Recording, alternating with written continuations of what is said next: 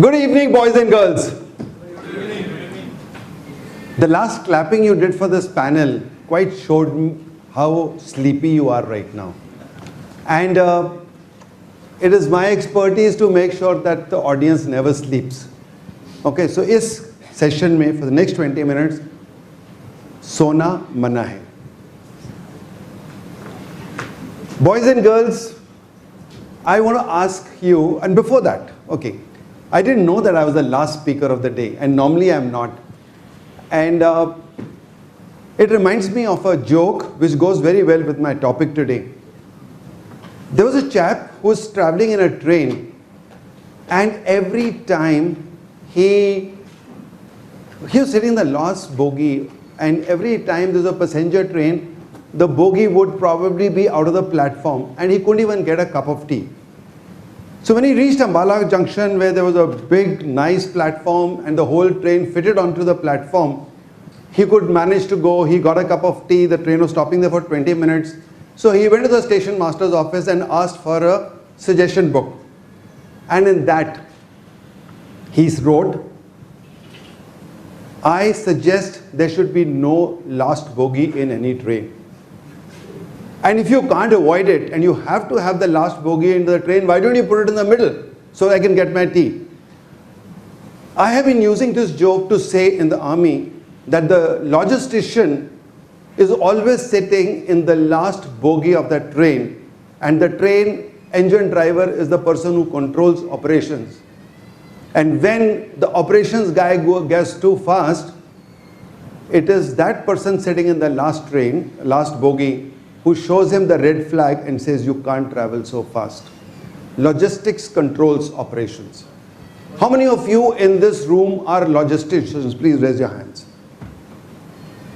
I want to ask you, how many of you, and I thought more logisticians would be there, but anyway, all those who raise their hands, can somebody tell me what do you think, what others think of you in your company? What is your status in the company? What do you think they think of you? Anyone? Will somebody share that? Do they hold you very high? They hold you normal? Do they not think much about you? Let me proceed. I'll tell you what I've always felt as a logistician in the army. Now, I was in the army for 34 years, and out of those 34 years, 30 years I've been into the Army Service Corps, which is the largest logistician corps of the Indian Army. And because I'd converted from infantry to ASC, which is converting from operations to logistics, I always found, and this is a quote, this is not my quote, it says, logisticians are a sad and embittered race of men who are very much in demand in war and who sink resentfully into obscurity in peace.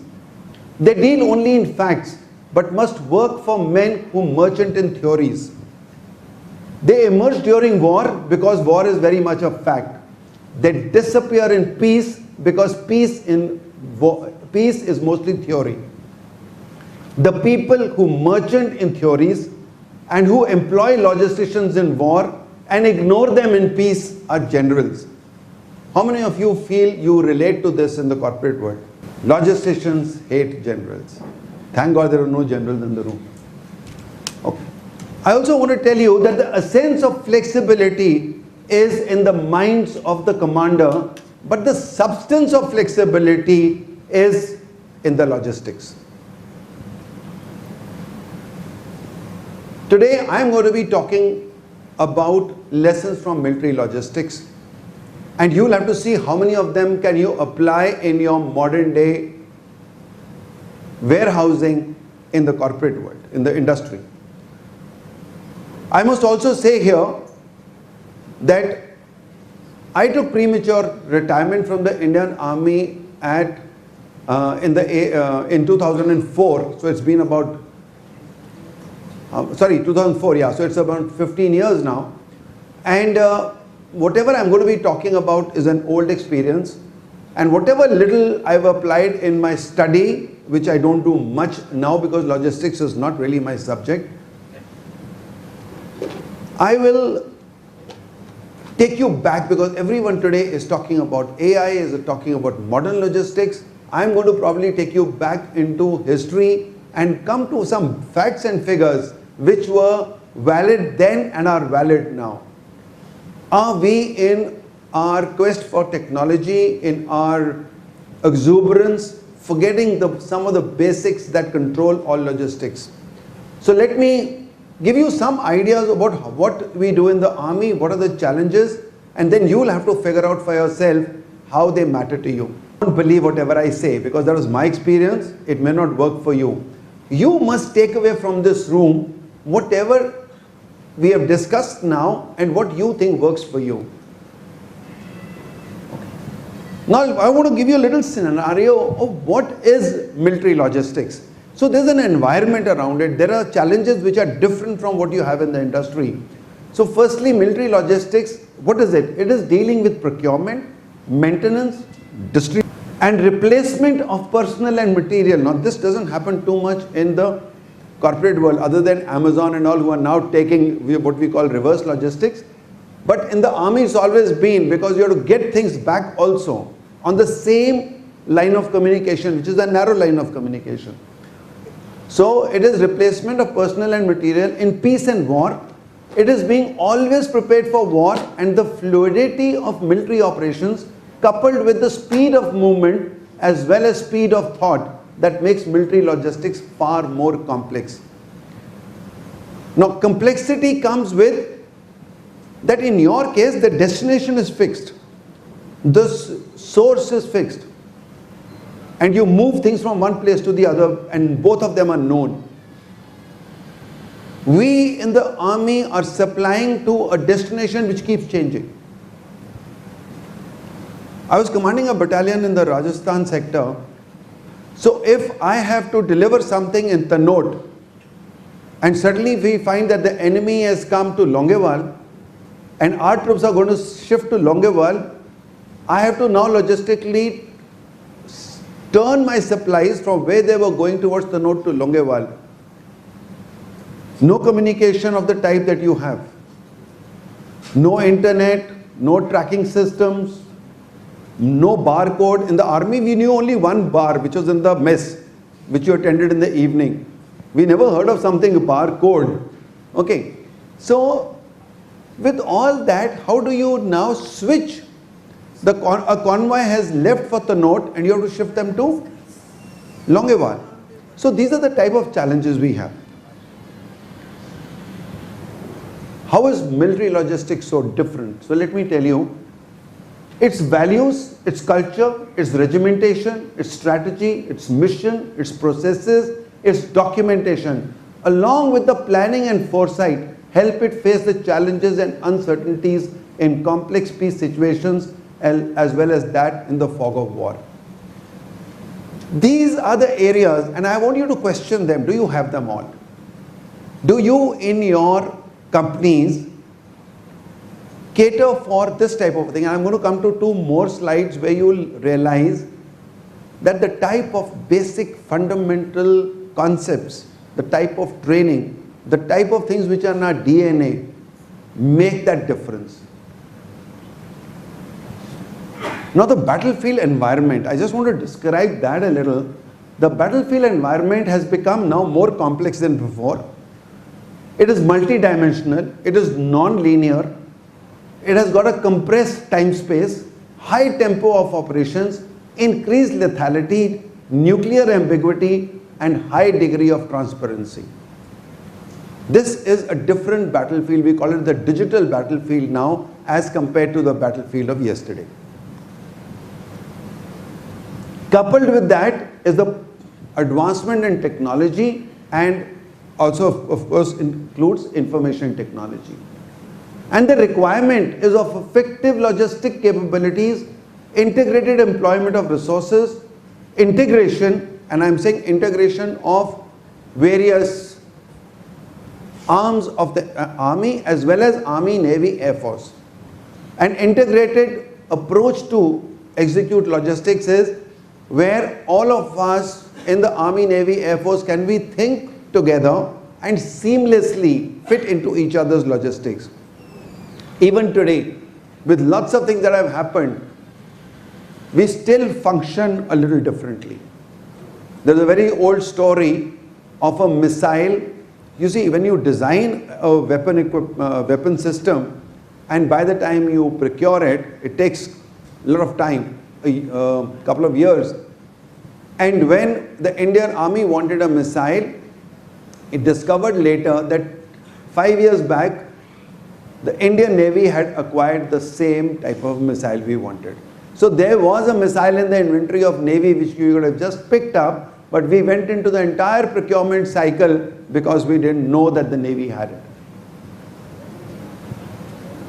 What we are lacking in today in the Indian Army, and that I've checked up in a 2018 report, so what I'm talking is present, that inventory tracking we still don't have. We don't have any system of tracking our inventory. So once a convoy is left, once something has left a particular thing, even in the hinterland, say there's something moving from Pune to Siliguri, once it has left, other than what railways can tell you, we have no way of finding out. Enterprise resource management and the inventory management system, that is a problem.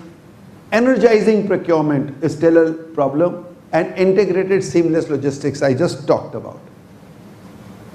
What has helped us so far are these principles.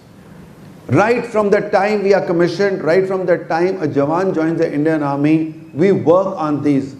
And these are not only for logisticians, it is for everyone. So everyone in the Indian Army you will find having this foresight. We are taught right from day one how to think ahead and work on something which we call contingency planning. If this happens, what will I do? If this doesn't happen, what will I do? We have a couple of contingencies for every plan that we make. The next is economy. Now, economy ki dichotomy suno. In the war, I don't care about the money. All that I've been hearing the whole day, your logistics are primarily based on how to cut costs, how to give the client the best service in the least money. When I go to war, I don't care about the money I needed there, at whatever cost. I was in Assam. FCI will not hold salt. Why? Because the transportation of salt is more expensive than the cost of salt, and it is not commercially viable. But in the army, if I have to give the Jawan his rations, I have to give him salt, come what may, whatever cost. Right? The dichotomy is that I want economy in peace, but I don't care about economy in war. And the same system is both applied in the war and peace together. Next is flexibility. Now flexibility is both in my mind as well as in my execution. I have to be flexible. Things will go wrong. We are working in the VUCA world. When things go wrong, how do I switch my forces? How do I switch my resources? Did I have foresight that okay, the attack could come in Longewal, and if the enemy comes to Longewal and not to Tannod, will I be able to switch my resources? Will I probably have some backup system? Will I have some alternative way of supplying them? All that. And it is not, I've been into in ASE where we are supplying rations, we are supplying fuel, oil and lubricants. We are also supplying, although it's not ASE's job, but we only are interested in transportation of ammunition. Now that is more crucial. A man may be able to live without food for a day, no problems. But if he's dry of ammunition and he can't fire his weapons, he's gone. Now the risk is what? Not like you. एक quarter में नहीं है तो अगले quarter में बना लेंगे. ठीक है? यहाँ तो once lost is lost forever. You have attrition, we have attrition.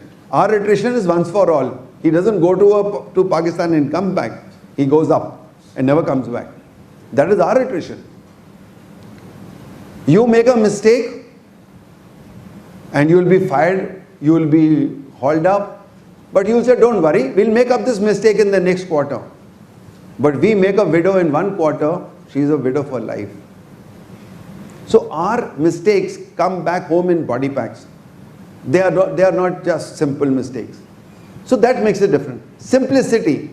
Now, we have designed our logistics systems to be as simple as possible, because the more complicated it becomes, we don't have any we are not still as well automized to handle multiple algorithms that you're talking about.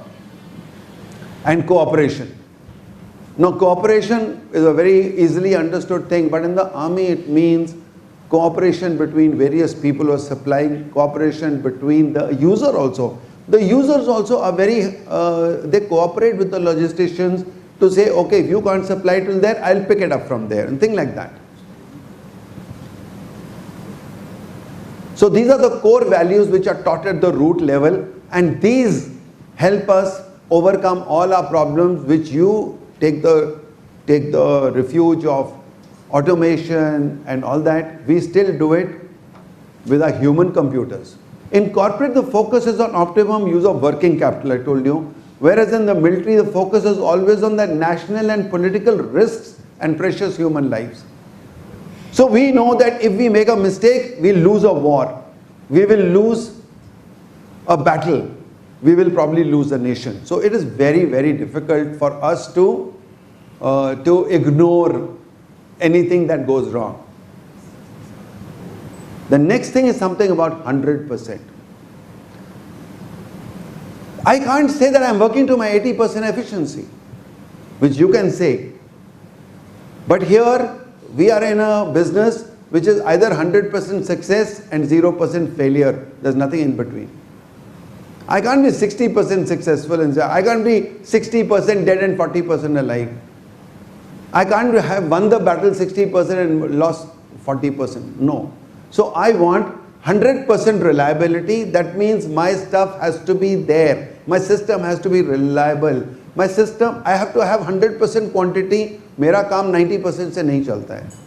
ठीक है? I have to have 100% on time. Things can't be delayed. There's something called reorg stores. And reorg stores come immediately after the operation onto the objective. I can't even be a minute late, and I can't be a minute earlier either. 1 minute earlier, the enemy is sitting on the objective. The moment I've captured the objective, I need to reorganize. That is called reorg stores. My reorg stores have to reach within 5 minutes. If I can't, and I can't reorganize myself, the enemy will counter-attack and take me away. So we have to have 100% on time. We have to have 100% quality. We have to 100% assurance. You can't say, yeah, most probably mil jayega tumhe. No. You have to be there, 100% and 100% security. So this is our standard benchmark and challenge. Okay. I'll skip some of these things, but basically I want to tell you, right from the time we are born in the army, in IMA, this is a Chetwood Hall in which this golden letters say a message which I'll carry you here. The safety, honor and welfare of your country comes first, always and every time. The honor, welfare and comfort of the men you command come next. Your own safety, your own ease, comfort and safety come last, always and every time. It is not one of those beautiful sunboards or flexes that keep decorating in offices. It is something which goes into our blood. And let me tell you, Army lives this. Army lives this. Thank you. Now our mission, when we go in for war, our mission is critical. Differences between life and death. Okay, we can't take chances. Right stuff at the right place, at the right time, in the right condition. That is what we have to have. Military logistic teams are soldiers first. This is a very important factor. Every military logistician is also trained in something called BMT, basic military training. So every logistician also knows how to shoot. He also knows tactics. So therefore, he is not only a logistician. He is an operation and a logistics guy. That makes the difference. Does your logistics team know? I want to ask you, in your logistic team, do the people know the operations? Do they know the mission of the company, etc.? I don't know. In some companies they do, in some companies they don't. So this is a very important point, that whether you are in any part of supply chain management, you are in warehousing, you are in transportation, anywhere, you have to have your logistic teams also be equally trained in the company's mission. Okay, I can skip through this. I've already spoken some about this, these two. Okay, you have something called JIT principle, just in time. We have something called just in case. Just in case the enemy comes, just in case this happens. So we have to have double assurances. We can't have the luxury of just in time, because just in time may or may not reach, because we have got remote areas. Imagine when you are, I told you about Longewal and all because I have been there, but imagine somebody who's in Leh, somebody who is in Rajouri and Poonch, 250 kilometers from Jammu. It is difficult to reach those areas. You have to have your,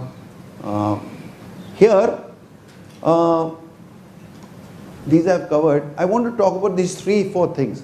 One is we have a system of reserves. Every level there's a reserve. So in a battalion there will be a reserve, maintenance reserve and a GS reserve. Maintenance reserve is that if you think the lead time for your supplies to come is 2 days, then you will maintain a 2 days reserve. So that means today I will get the requirement which I need day after tomorrow, right? Other than things which are fresh like milk and all, that we have milk powder and condensed milk as reserves if it can't reach. But other things which can last for 2 days will be there in maintenance reserve. Then there is something called a GS reserve. GS reserve is a general staff reserve which you can't consume without orders from the higher headquarters, right? So this is an absolute like emergency. So वो भी maintain करते हैं at all levels, at a battalion level, at a brigade level, at a division level, every level that is maintained. In 1994, I was commanding a supply depot in Udhampur, and we had a major blockage of the national highway where there was a heavy snowfall and Jawahar Tunnel was blocked. It was a big problem those days, and we have had to fly even coal to the valley because there was no GS reserve left. The Jawans were freezing and we had to transport coal in helicopters. So that is the type of assurance it has to be there. The next is we have something called advanced winter stocking and advanced monsoon stocking, right? So that means where there's too much of monsoon and your roads are blocked totally, then for that much time you have reserves held at the forward areas because you know no transportation or no air will reach you. So advanced monsoon stocking and advanced winter stocking make a very different challenge for maintaining our logistics. This is about multi-nodal transport. Well, that is not so critical in warehousing. But these are the type of things we do. We have, even today, we have areas where we are supported by animal transport. Thank you very much.